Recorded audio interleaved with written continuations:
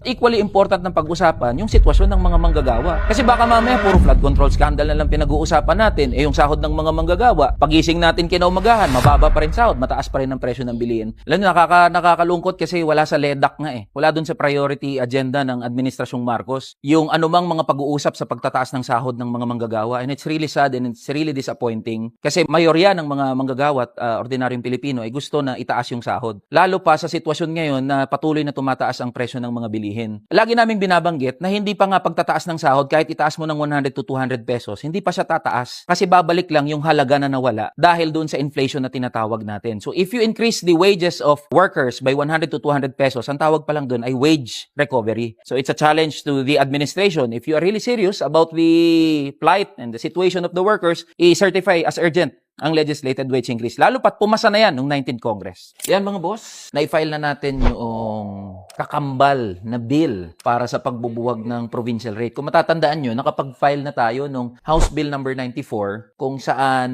gusto natin na ma-repeal yung RA 6727 o yung batas kung bakit tayo may tinatawag na provincial rate. Ngayon, pag na-repeal yung RA 6727, mabubuwag yung mga tinatawag natin na mga regional wage boards. At yung gusto nating kapalit doon, sa halip na itakda ang sahod batay sa probinsya o batay sa rehiyon, batay sa kung saan ka nakatira, ang gusto nating ipalit, dapat nakabatay sa industriya ang pagtatakda ng minimum wage. Anong ibig sabihin nun mga boss? Lahat ng mga manggagawa sa magkakaparehas na industriya, kahit saan ka nakatira sa Pilipinas, pare-parehas o uniform yung minimum wage na matatanggap. Halimbawa, ikaw naman ay nasa manufacturing. Lahat ng mga manggagawa sa industriya ng manufacturing dapat merong pantay o uniform na minimum wage kahit saan ka nakatira. So sa pamamagitan ng industry wage fixing mechanism, nakokorek natin yung kamalian doon sa pagtatakda ng sahod. Kasi nga naman, napaka-illogical kung ang sahod ay idedetermina batay sa kung saan ka nakatira. Dapat per industry. So, yan yung magkakambal o magkapatid na panukalang batas.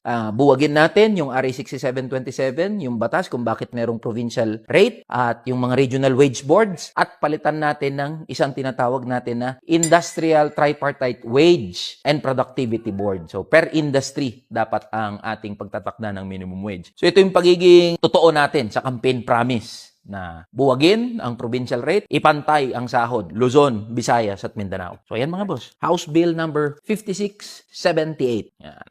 Alright. Tara na, kamanggagawa. Naka-session break pero hindi nagpapahinga.